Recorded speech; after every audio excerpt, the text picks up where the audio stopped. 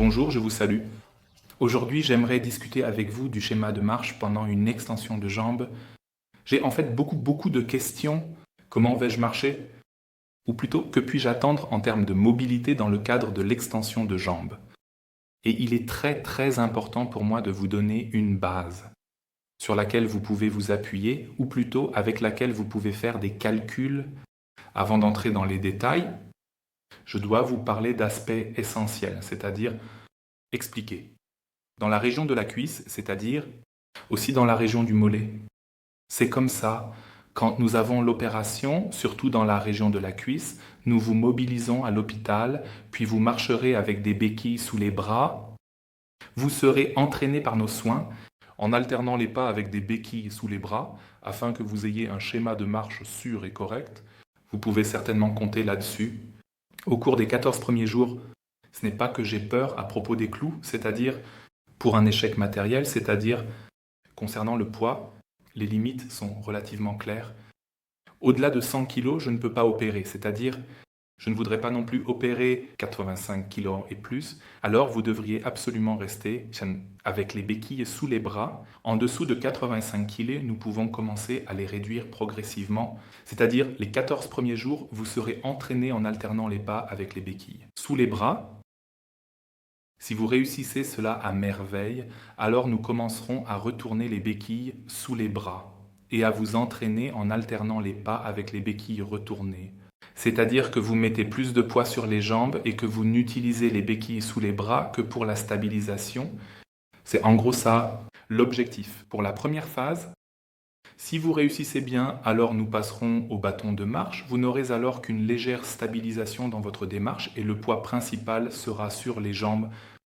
Et si vous réussissez bien cela, alors nous allons vous entraîner à courir librement. Mais maintenant, un point important à considérer, c'est quand nous allons courir librement, nous allons vous entraîner car vous avez généralement besoin d'un point fixe et, dans le meilleur des cas, d'un miroir devant vous où vous pouvez vous voir. Car ici, un nouveau phénomène entre en jeu qui est typique de tous les clous porteurs de poids. Vous devez imaginer que lorsque j'opère la cuisse, je fragmente pratiquement votre système squelettique, votre corps. Vous avez une partie supérieure, vous avez une partie inférieure, elles sont complètement séparées l'une de l'autre et seulement reliées par le clou au milieu. Maintenant, c'est comme ça avec ce clou, c'est-à-dire dans l'os, il y a toujours des micro-mouvements entre l'os, le mur périphérique et le clou lui-même. Vous ne pouvez pas l'empêcher à 100%. Et il y aura toujours des micro-mouvements, peu importe à quel point je fixe bien la tige. C'est-à-dire que lorsque vous marchez normalement, vous devez imaginer que votre centre de gravité est toujours entre vos jambes. Ce centre de gravité ne fluctue pas d'un côté à l'autre. Vous ne balancez ni le bassin ni le haut du corps d'un côté à l'autre. Mais dans votre démarche normale actuelle, le centre de gravité est toujours stable entre vos jambes. Maintenant, il en est ainsi si vous avez subi une extension dans la région de la cuisse, c'est plus perceptible que dans la région du bas de la jambe. Alors, vous avez fragmenté votre corps et vous vous tenez sur la jambe d'appui, ici. Et ensuite, il y a des micro-mouvements entre le clou et le mur périphérique.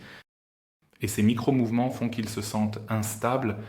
Ce qui est étrange, c'est que la tête, la jambe a l'air intacte. Mais vous remarquez qu'elle flotte un peu et crée une sorte d'illusion. C'est-à-dire que vous avez soudain l'impression que le sol bouge. C'est la même illusion que lorsque vous êtes assis dans le train et que le train voisin démarre. Vous avez alors l'impression de reculer.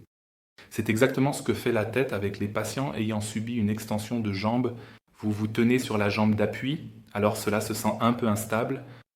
Vous pensez que le sol bouge ? Et ensuite, nous faisons ce qui nous a été dicté, déjà depuis les Néandertaliens. Lorsque nous marchons dans l'obscurité à travers la forêt et que nous tombons soudain dans un trou, c'est ici que c'est instable. Et il déplace le centre de gravité sur la jambe d'appui pour se sentir en sécurité. C'est une démarche tout à fait normale qui se déroule aussi de manière inconsciente et qui conduit à la démarche classique que les patients ayant subi une extension de jambe ont, surtout avec des clous porteurs de poids, parce qu'ensuite ils marchent comme un pingouin. Le haut du corps balance d'un côté à l'autre pour stabiliser exactement cela.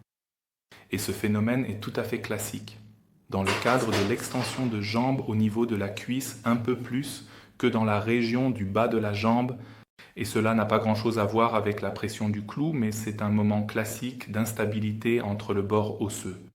Et le clou dans l'os, cela signifie que vous pouvez vous entraîner, vous pouvez vous concentrer dessus. Lorsque la concentration disparaît, ils recommenceront à trembler. Cela ne disparaîtra complètement que lorsque l'écart entre les différents aspects osseux sera raisonnablement fixé, c'est-à-dire 8 à 12 semaines après l'arrêt de l'extension. C'est le temps qu'il faut généralement pour qu'elle repousse. Il est essentiel de retrouver un schéma de marche normal et c'est très très important à comprendre. Il est important pour nous qu'ils maintiennent un schéma de marche normal pendant l'extension. Je ne recommanderais pas de marcher librement et d'accepter de vaciller d'un côté à l'autre comme un pingouin, parce qu'alors ce schéma de marche incorrect est ancré dans la tête et ils ont ensuite de très très graves problèmes. Ensuite, il faut les entraîner à nouveau car ils continueront à vaciller par la suite. Cela signifie que si nous les voyons marcher librement en vacillant d'un côté à l'autre, nous recommanderons toujours de faire un pas en arrière, d'abord avec des bâtons de marche ou bien sur des béquilles sous les bras pour maintenir un bon schéma de marche car c'est là que se trouve l'accent. Ce n'est pas la peur des clous ou quelque chose comme ça, mais c'est la raison de l'entraînement pour laquelle vous devez maintenir un schéma de marche normal et puis vous aurez aussi moins de problèmes par la suite si vous arrêtez l'extension ou dans la phase de régénération. Merci beaucoup.